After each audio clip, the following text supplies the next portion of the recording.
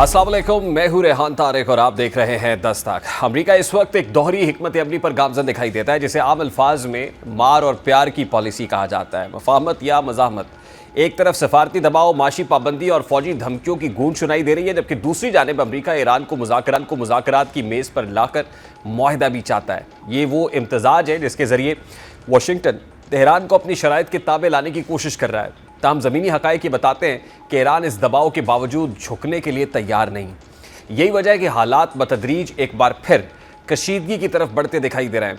अमरीकी बयानिए में सख्ती आ रही है और ये तासुर मजबूत हो रहा है कि अगर सफारतकारी नाकाम रही तो अमरीका की जानिब से फिर से अस्करी रास्ता इख्तियार किया जा सकता है। इसी तनाजुर में अमरीकी सदर डोनाल्ड ट्रंप का हालिया बयान नहायत अहमियत इख्तियार कर गया है, जिसमें उन्होंने एक बार फिर ईरान के खिलाफ मुमकिना कार्रवाई का इशारा दिया है। डोनाल्ड ट्रंप का मीडिया से बात करते हुए कहना था कि मुझे नहीं लगता कि ईरान पर ज़रूरत है, लेकिन शायद ये ज़रूरत पड़ भी सकती है। हमें ईरान के खिलाफ फौजी ऑपरेशन पहले ही शुरू कर देना चाहिए था। अब ट्रंप के इस बयान को अगर गहराई से देखा जाए तो इसमें वाज़ेह इब्हाम और हिकमत अमली दोनों मौजूद हैं। एक तरफ वो जंग से गुरेज का तासुर दे रहे हैं, तो दूसरी जानिब ये भी वाज़ेह कर रहे हैं कि अस्करी ऑप्शन अब भी मेज़ पर मौजूद है।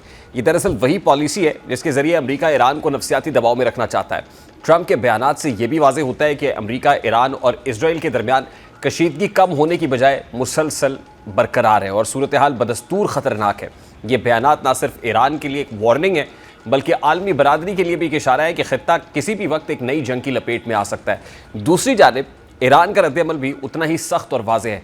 इसी पस मंज़र में ईरानी सदर मसूद पेज़ेश्कियान ने अपने एक बयान में अमरीकी बहरी नाकाबंदी को नाकाबिले बर्दाश्त करार दिया है, जो इस बात की निशानदेही करता है कि ईरान किसी भी दबाव को कबूल करने के मूड में नहीं है। ईरान ने न सिर्फ सफारती सतह पर सख्त मौक़िफ़ इख्तियार किया है, बल्कि अस्करी तैयारियों को भी तेज़ किया। और जैसा कि आलमी मीडिया रिपोर्ट्स के मुताबिक तेहरान में फ़ज़ाई दिफ़ाई निज़ाम को फ़ाल कर दिया गया है ताकि किसी भी मुमकिना हमले का फ़ौरी जवाब दिया जा सके। ये इक़दामात इस बात का मुँह बोलता सबूत है कि ईरान महज बयानात तक महदूद नहीं, बल्कि अमली तौर पर भी ख़ुद को एक मुमकिना जंग के लिए तैयार कर रहा है। सिर्फ यही नहीं, ईरान ने आबनाए हुर्मज़ पर तवील अमरीकी नाकाबंदी का भी मुतबादिल रास्ता निकालने की कोशिश की है। माहिरीन के मुताबिक ईरान ने ना सिर्फ तेल के ज़खायर पहले से जमा कर रखे, बल्कि वो अपनी मईशत को सहारा देने के लिए मुतबादिल तिजारती रास्ते भी तलाश कर रहा है। ये बात अहम है कि ईरान गुज़श्ता कई दहाइयों से सख्त माशी पाबंदियों का सामना कर रहा है, जिसके बायस उसने एक हद तक मज़ाहमती मईशत का मॉडल अपना लिया है। यही वजह है कि अमरीकी दबाव गो कि ईरान के लिए नुकसानदेह ज़रूर है, लेकिन ये ईरान को मुकम्मल तौर पर झुकाने में अब तक नाकाम रहा है। ये तमाम सूरत हाल इस हकीकत की तरफ इशारा करती है कि आग दोनों जानिब बराबर लगी हुई है। एक तरफ अमरीका अपनी ताकत का मुजाहरा करते हुए ईरान को दबाने की कोशिश कर रहा है, जबकि दूसरी तरफ ईरान भी हर मुमकिन तरीके से अपना दिफा मजबूत बना रहा है। इस कश्मकश में बज़ाहिर एक गैर एलानिया जंगबंदी ज़रूर मौजूद है, लेकिन यह खामोशी किसी बड़े तूफ़ान का पेश खैमा भी साबित हो सकती है। तारीख़ हमें बताती है कि जब कशीदगी इस सतह तक पहुँच जाए तो एक मामूली वाक़या भी बड़े तसादुम का सबब बन सकता है। अब अहम सवाल यह है कि क्या अमरीकी दबाव पर ईरान कुछ असर डालेगा?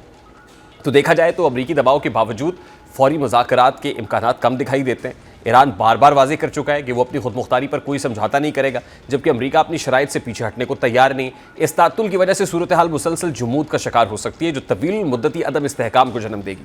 और अगर खुदा न खास्ता अमरीका ने ईरान पर हमला कर दिया तो ये सिर्फ दो ममालिक तक महदूद नहीं रहेगा, बल्कि पूरा खित्ता एक बड़ी जंग की लपेट में आ सकता है, जिसके असरात आलमी सतह पर महसूस किए जाएंगे। अब इस तमाम तर तनाजुर में एक अहम कानूनी और सियासी पहलू भी सामने आता है, और वो अमरीकी कांग्रेस की जानिब से जंग की मंजूरी देना है, क्योंकि अमरीकी कानून के मुताबिक अगर कोई जंग 60 दिन से ज़ायद जारी रहे तो हुकूमत को मज़ीद कार्रवाई के लिए कांग्रेस से इजाज़त लेना होती है।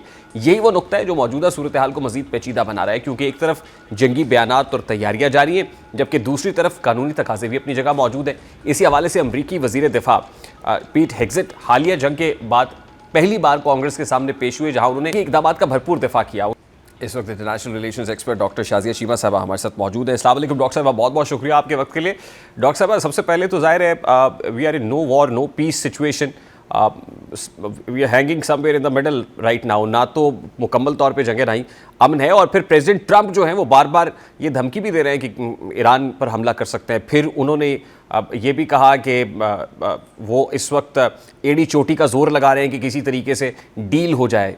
ये सिर्फ पोस्चरिंग है या इसमें कोई ग्राउंड रियलिटी भी नजर आती है आपको? ये उनका प्लान बी है और इस पे वो बारहा बात भी कर चुके हैं। रिसेंटली जो 2 इंटरव्यू उन्होंने कोई पिछले हफ्ते में दिए, उसमें भी उन्होंने यही कहा कि हमारे लिए विक्ट्री की एक शक्ल ये भी हो सकती है कि हम एक बहुत हैवी बम्बार्डमेंट ईरान पे करें اور اس کے بعد پھر وہ اگلے 20 سال تک ہمارے لیے کوئی تھریٹ نہیں ہوگا.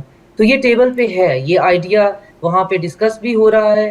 یہ بات کہ ایران کے اوپر ایک جو ہے وہ ہیوی قسم کا اسٹرائک کر کے اس کو وکٹری کنسیڈر کرتے ہوئے واپس چلے جائیں, اور یہ بات جو ہے وہ بعید القیاس نہیں ہے کہ ایسا نہیں ہوگا. بہت ڈیوسٹیٹنگ ہوگا لیکن ہو سکتا ہے. اور پھر اس بات کے کیا چانسز ہیں کہ ایران آگے سے پھر ریٹیلیٹ نہیں کرے گا.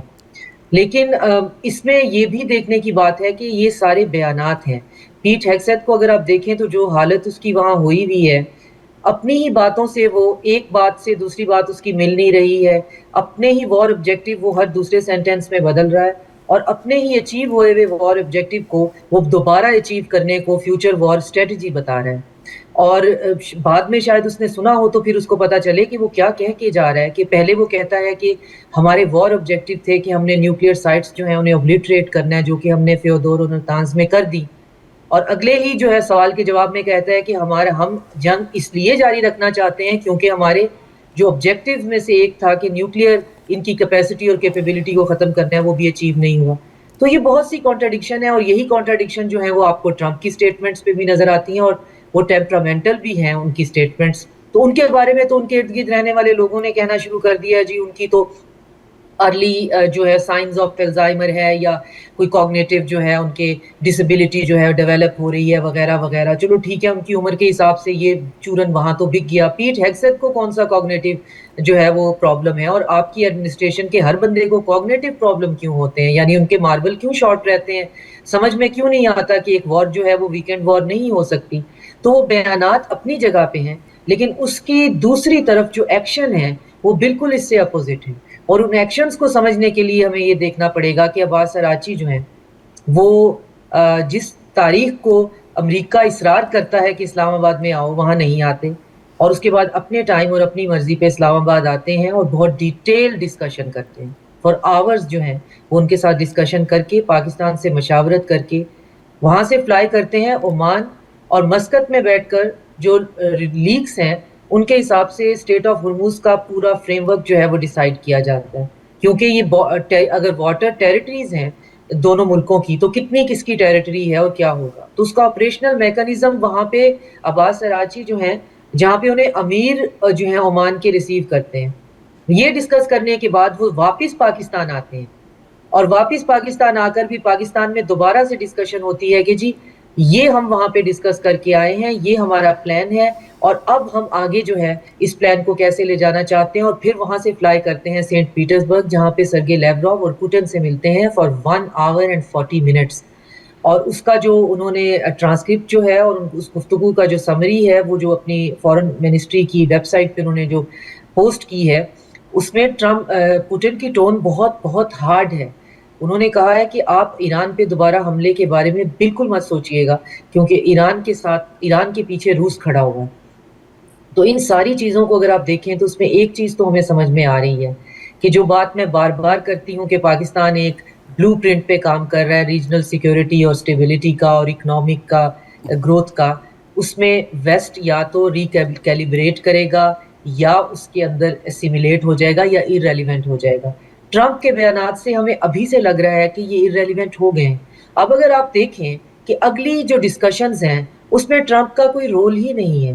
اگر یہ ڈسکشنز ہونی ہے کہ اسٹیٹ آف ہرمز جو ہے اس کو کیسے آپریشن کرنا ہے, تو اس میں ٹرمپ کا کیا لینا دینا ہے. اسٹیٹ آف ہرمز جو ہے وہ تو گلف کے کنٹریز ہیں, چائنا ہے جو جن کا ڈائریکٹ سٹیک ہے, جیسے رشیا ہے جن کا فیوچر اس سے جڑا ہوا ہے. اور پھر ایران نے جو کیٹاگوریکلی پاکستان کو بیٹھ کے اپنا 3 stage پلان بتا دیا ہے, اور انہوں نے کہا ہے کہ یہ جنگ جو ہے وہ 3 stages میں یہ مسئلہ حل ہوگا. پہلے سٹیج پہ یہ جنگ مکمل انکنڈیشنل بند ہوگی along all axis of resistance, جہاں بھی ہے, صرف ایران میں نہیں. جب دوسری سٹیج پہ پہنچیں گے تو ہم اسٹیٹ آف ہرمز کی جو ہے آپریشنلائزیشن پلان پہ بات ہوگی. جب وہ کمپلیٹ ہو جائے گی گفتگو تو پھر تیسری سٹیج پہ جا کے ہم نیوکلیئر کی بات کریں گے. تو اس میں آپ دیکھیں کہ پاکستان کے اوپر یہ ذمہ داری کتنی ہے کہ اس نے پوائنٹ آف کلیش جو ہیں ان کو میڈیٹ کرنا ہے, جو پوائنٹ آف انٹرسٹ ہیں ان کو اکٹھا کرنا ہے, گلف جو ہیں ان کو اس بات پہ لے کے آنا ہے کہ اسٹیٹ آف ہرمز میں ایران جو ہے ان کی سیکیورٹی کو گارنٹی کرے گا. پاکستان کسی چیز کی کوئی گارنٹی نہیں دے گا اور اسے دینی بھی نہیں چاہیے, لیکن اسے گارنٹورز ڈھونڈنے پڑیں گے. آئرن کلیڈ گارنٹیز چاہیے ہوں گی اسٹریٹ آف ہارمز کے آپریشنل میکانزم کے لیے. رشیا اور چائنا کی ڈائریکٹ انوالومنٹ ہوگی, اور ساتھ میں یہ ہوگا کہ ایک ایمپائر جو کہ اپنی ہبرس کا جو شکار ہو چکی ہے اس کو ایک رسپیکٹیبل آف ریمپ بھی دینا ہوگا. اور یہ ہمیشہ سے ہسٹورین سے لے کر فلاسفر تک سب اس بات پہ راضی ہیں کہ جب ایمپائرز کا ڈاؤن فال آتا ہے تو مزید کیٹاسٹرافی سے بچنے کے لیے اس کو ایک رسپیکٹیبل جو ہے آف ریمپ دے دینا چاہیے. تو ڈاکٹر رسپیکٹیبل صاحب آف بڑی ریمپ مجھے تفصیل سے لگتا آپ ہے نے یہ سارا منظرنامہ ہمارے سامنے رکھ دیا ہے. یہ جو خبریں اس وقت آ رہی ہیں کہ مزید کنڈیشنز کچھ پاکستان کے راستے امریکہ کے ساتھ ایران نے شیئر کیے ہیں, تو یہ وہی 3 لیئر پلان یا 3 سٹیجز کے جو نیگوسیشن پلان ہے جس کا حوالہ آپ دے رہی ہیں, یہ وہی کنڈیشنز ہیں جو ایران نے رکھی ہیں. اس کے علاوہ بھی کچھ شرائط ہیں, کیونکہ اس سے پہلے کی جو کنڈیشنز ہیں ایٹ لیسٹ اس بلاکیڈ کو ختم کرنے کی یا اس ناکہ بندی کو ختم کرنے کی, جو امریکہ تو نہیں کر رہا ہے, ایون وہ پھر تھریٹنگ ٹون ہے ان کی, تو پھر کیا یہ سمجھا جائے کہ ایران بھی اگر یہ پیش قدمی کر رہا ہے تو Iran is banking on Russia and China?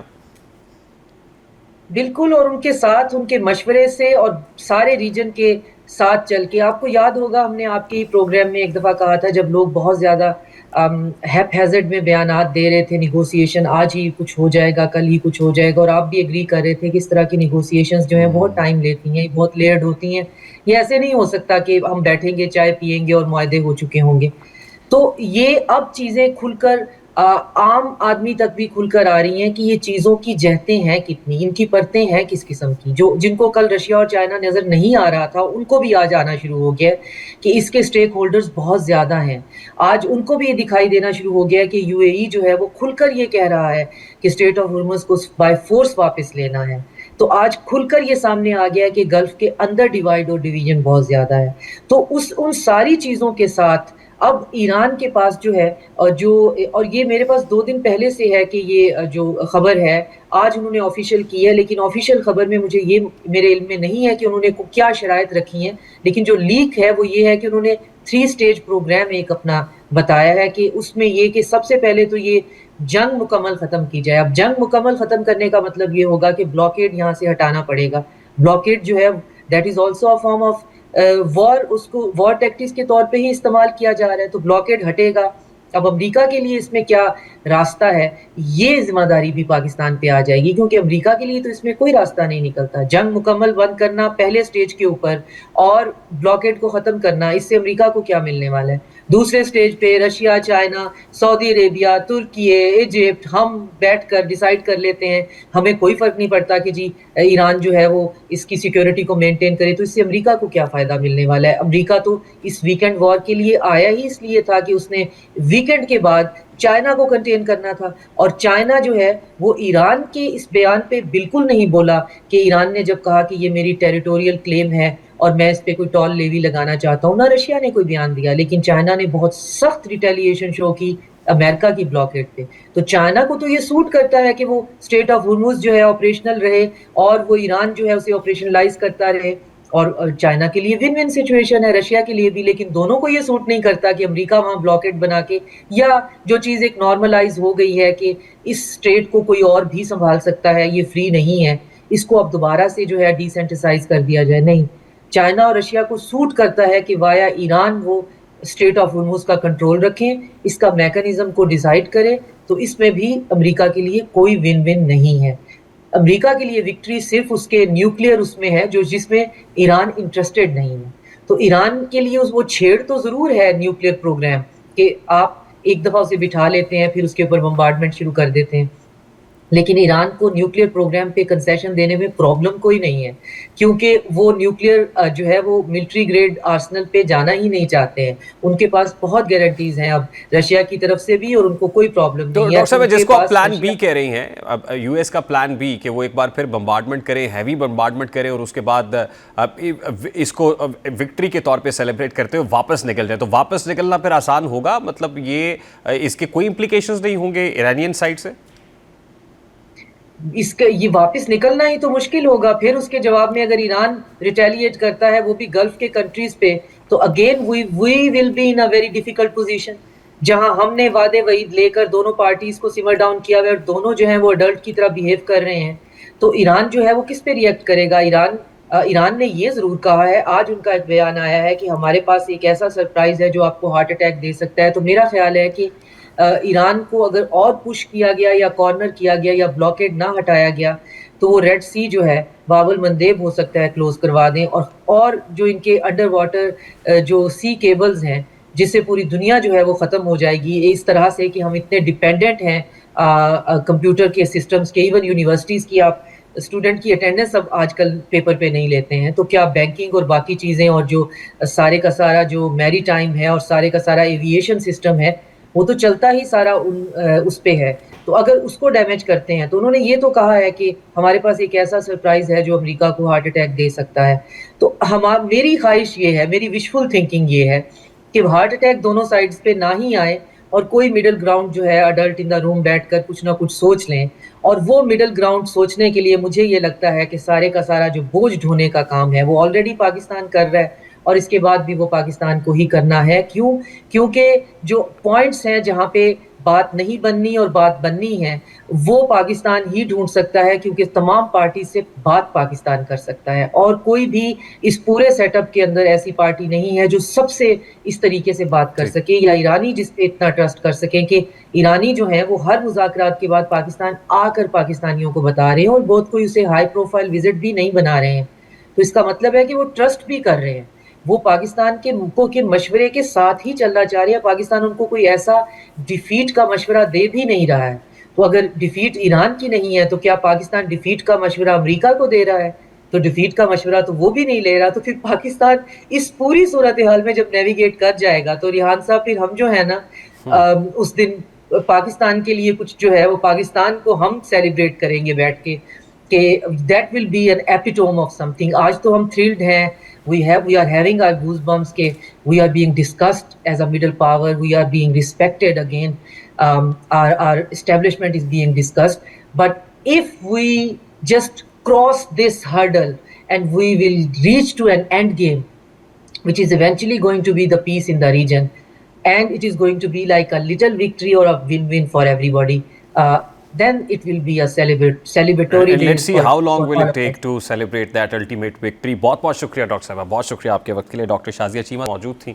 Let's take a break here. Break کے بعد واپس آئیں گے، ذرا اکنامک آسپیکٹ کی بات کریں گے، ان پرٹیکولر جو ہمارے ہاں اکنامک امپلیکیشنز ہیں اس سارے کیوس کے، اس پہ بات کریں گے. اس بریک کے بعد ہمارے ساتھ رہیے.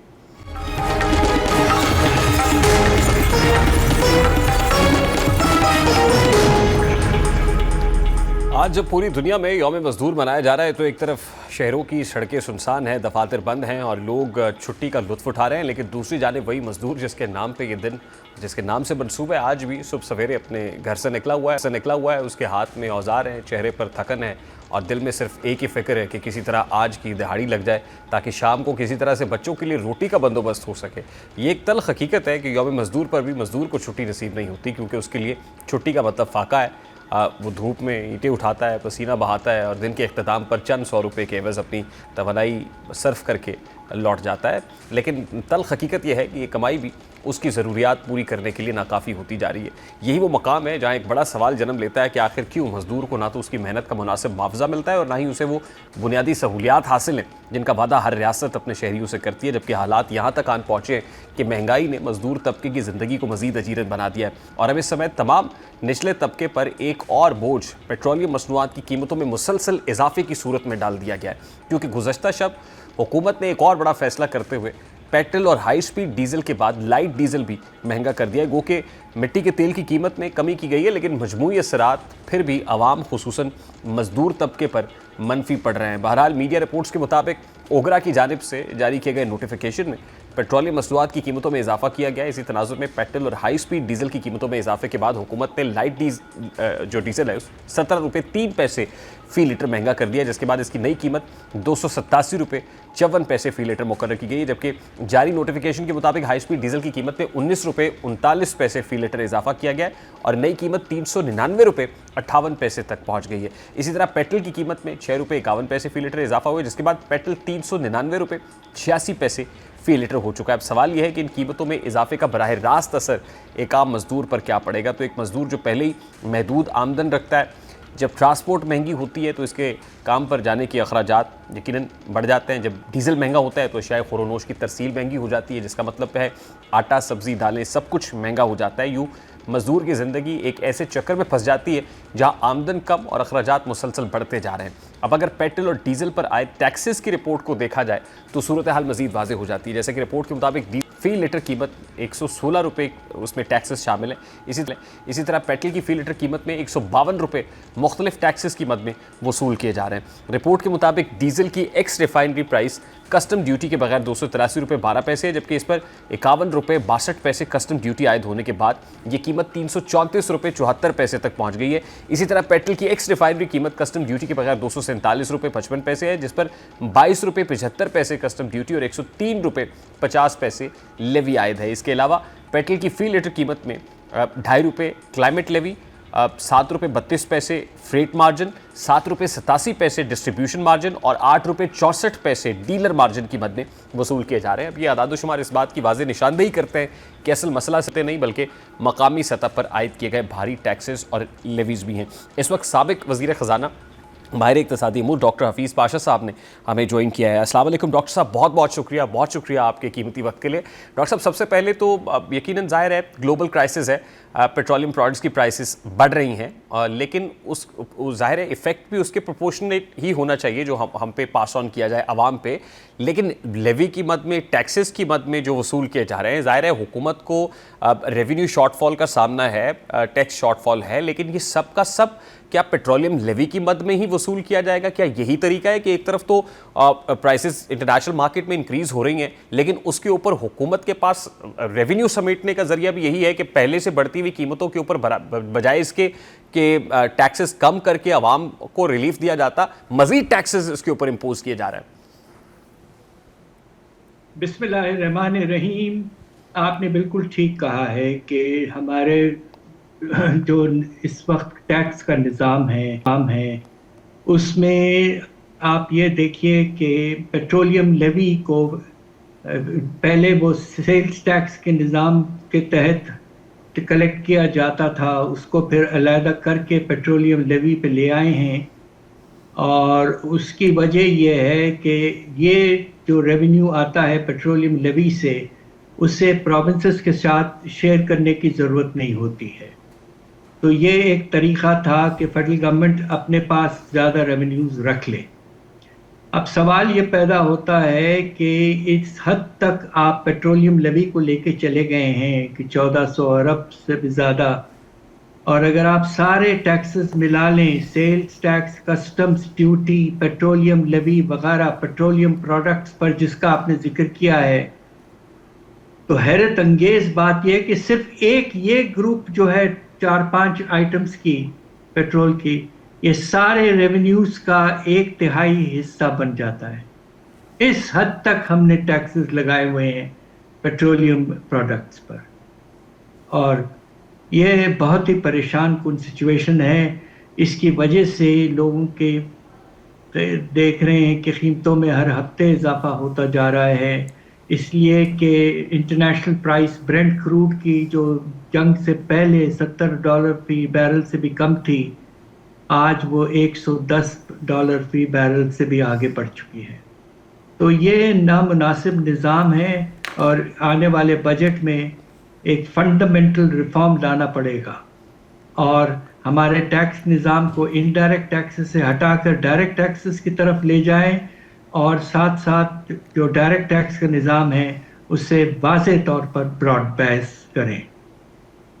ڈاکٹر صاحب جب حکومت سے پوچھتے ہیں تو ظاہر ہے ان کے پاس ایک ہی جواب ہے کہ ہم IMF پروگرام میں ہیں, اور IMF کی کنڈیشنز یہ ہے, IMF یہ اب IMF براہ راست یہ تو نہیں کہتا ہوگا, آپ correct me if I am wrong, کہ آپ نے پیٹرولیم لیوی کی مد میں ہی یہ سارا ٹیکس ریونیو پورا کرنا ہے, یہ جو شارٹ فال آ رہا ہے آپ یہاں سے پورا کر لیں. ظاہر ہے جو دیگر سیکٹرز کے اندر جو ٹیکسز ہیں جو حکومت نہیں سمیٹ پا رہی, یا وہاں ٹیکس کلیکشن کوئی امپروو نہیں کر پا رہی, یا ٹیکس بیس کو نہیں بڑھا پا رہی, تو یہ تو حکومت کی اپنی انکمپیٹنس نہیں ہے. کیا اس کو IMF کے اوپر ڈالا جا سکتا ہے؟ یہ نامناسب ہے بات کہ اگر آپ کے FBR کے ریونیوز میں آلریڈی تقریباً 700 ارب کی شارٹیج ہو گئی ہے, شارٹ فال ہے ٹارگٹ کے لحاظ سے, اور وہ بھی ٹارگٹ کچھ کم کرنے کے باوجود یہ گیپ پیدا ہو چکا ہے، اور اس کو پورا کرنے کے لیے کچھ حد تک آپ پیٹرولیم لیوی میں اضافہ کیے جا رہے ہیں.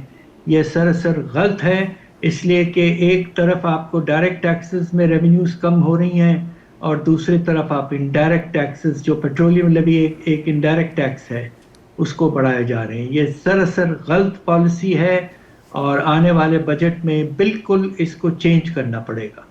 ٹھیک. اور ڈاکٹر صاحب اس کے ساتھ جو الائڈ پرابلمز آ رہی ہیں، نیچرلی ابھی گلوبل کرائسس تو تھمتا ہوا نظر نہیں آ رہا کہ بہت جلدی یہ جنگ کے بادل چھٹ جائیں گے. We are still hanging in the air. تو اس کے ساتھ جو ہمارے ایکسٹرنل سائڈ کے اوپر جو برڈن بڑھ رہا ہے، کرنٹ اکاؤنٹ ڈیفیسٹ بڑھ رہا ہے، پھر انفلیشنری پریشر الٹیمیٹ آؤٹ کم ہے اس کا. ظاہر ہے یہ ہمارے سینٹرل بینک نے 100 بیسس پوائنٹس شرح سود تو بڑھا دی ہے، لیکن یہ جو پرابلمز ایمرج ہوتے ہوئے نظر آ رہے ہیں سر، اس کو کاؤنٹر فائٹ کرنے کا الٹیمیٹ کوئی سولوشن سرکار کے پاس ہے؟ دیکھیے، مجھے افسوس سے کہنا پڑتا ہے کہ اگر یہ اسٹریٹ آف ہارموز بند رہے کچھ اور عرصہ، اور ساتھ ساتھ امریکہ اور ایران میں آپس میں کوئی اگریمنٹ نہ ہو، تو خدا نخواستہ حالات حد سے زیادہ خراب ہو سکتے ہیں.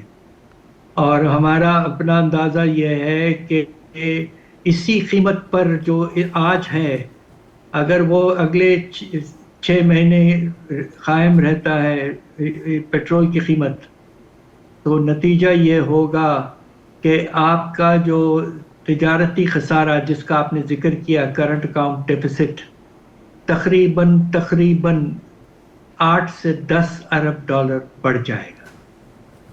اور اگر یہ 8 سے 10 ارب ڈالر بڑا سالانہ بیسس پر، تو آپ یہ دیکھیں گے کہ آنے والے مہینوں میں ہمارے ریزروز پر پھر سے پریشر شروع ہو جائے گا. وہ آلریڈی کچھ گر چکے ہیں، 15 ارب ڈالر پہ ہیں، اور خدا نخواستہ کہیں وہی بات نہ ہو جو 22-23 میں تیل کی قیمت بڑھنے کی وجہ سے ہمارے ریزروز تقریباً 4 ارب ڈالر تک گر چکے تھے، اور ہم دیوالیے کے قریب آ گئے تھے. تو یہ بہت پریشان کن وقت ہے. بس ہم سب کی دعا ہے کہ جلد سے جلد یہ جنگ جو ہے یہ ختم ہو اور اسٹریٹ آف ہارموز کھل جائے. بہت بہت شکریہ ڈاکٹر حفیظ پاشا صاحب، سابق وزیر اقتصادی امور ہمارے پاس موجود تھے. اور ظاہر ہے بڑے الارمنگ نمبرز ہیں. اب دعائی کی جا سکتی ہے کہ گلوبل کانفلکٹ جو ہے وہ چھٹے، جنگ کے بادل چھٹے، اور الٹیمیٹلی معاملات ٹھیک ہوں. ادروائز تو جیسے ڈاکٹر صاحب فرما رہے ہیں کہ جب ہم ڈیفالٹ کے دہانے پہ تھے، ریزروز ہمارے جتنی تیزی سے رہے ہیں، یہ بہت ہی الارمنگ ہو سکتا ہے. ایک بریک لیتے ہیں، بریک کے بعد آپ کے ساتھ ہیں.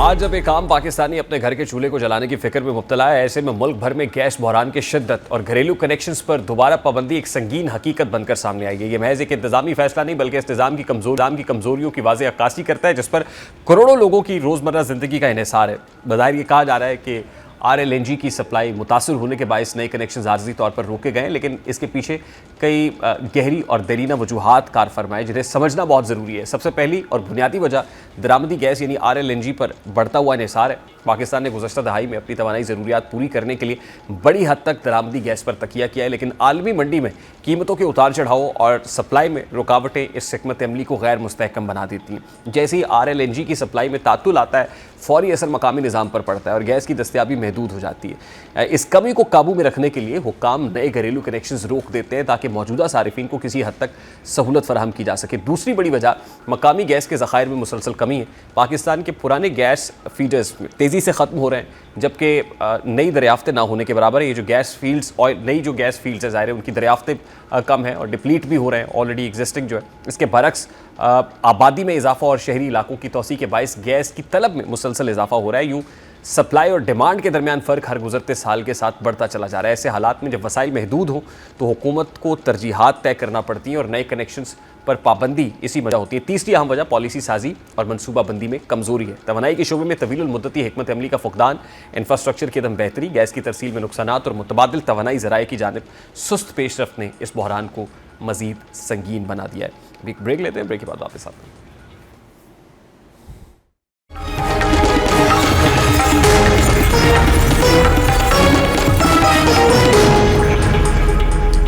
कराची के पोश इलाके डिफेंस में पेश आने वाला हालिया वाकया एक बार फिर इस तल्ख हकीकत को सामने ले आया कि हमारे माशरे में ताकत के नशे में चूर अफराद कानून को खातिर में लाने के लिए तैयार नहीं।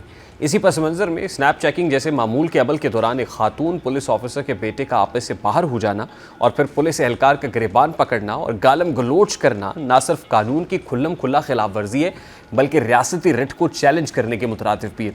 अब खातून जो SSP हैं उनके बेटे की जानिब से पुलिस एहलकारों को धमकियाँ देने और गालम गलोच करने की वीडियो का मंजर आम पर आना इस बात का मुँह बोलता सबूत है कि हम ऐसे माशरे में रह रहे हैं जहाँ जिसकी लाठी उसकी भैंस का उसूलकार। अब ये वाक़या किसी एक फ़र्द की बदतमीज़ी नहीं बल्कि उस सोच की अक्कासी करता है जहाँ ताकत, ओहदा या ताल्लुक़ को कानून से बालातर समझ लिया जाता है। ये पहला मौका नहीं है कि किसी बाअसर शख्सियत के अजीज़ ने कानून नाफिज करने वाले इदारों के साथ इस तरह का रवैया इख्तियार किया हो। माजी में भी कई ऐसे वाक़यात सामने आ चुके हैं जहाँ बाअसर अफराद या उनके अहले खाना ने अपने असर और रसूख का इस्तेमाल करते हुए न सिर्फ कानून को नज़रअंदाज किया है बल्कि सरेआम कानून के मुहाफ़िज़ों की तज़हीक भी की है। और इस हालिया वाक़े में भी मुबैना तौर पर गाड़ी पर पुलिस लाइट्स और नंबर प्लेट का इस्तेमाल इस बात की निशानदेही करता है कि इख्तियारात का नाजायज़ इस्तेमाल किस हद तक मामूल बन चुका है। यहाँ एक अहम सवाल ये भी उठता है कि आखिर ऐसे अफराद को ये हौसला मिलता कहाँ से।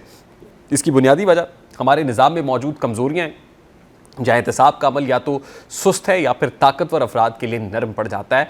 जब कानून का इतलाक़ सब पर यकसा ना हो तो फिर ऐसे वाक़यात जन्म लेते हैं। यही वजह है कि एक आम शहरी जहाँ चेक अमल ताउन करता है वहीं कुछ बाअसर लोग खुद को कानून से बालातर समझते हैं। इस वाक़े का मस्बत पहलू ये है कि वीडियो वायरल होने के बाद पुलिस हुक्काम ने फौरी नोटिस लिया है, तहकीकात का हुक्म दिया गया है और मुलजिम को गिरफ्तार भी कर लिया गया है।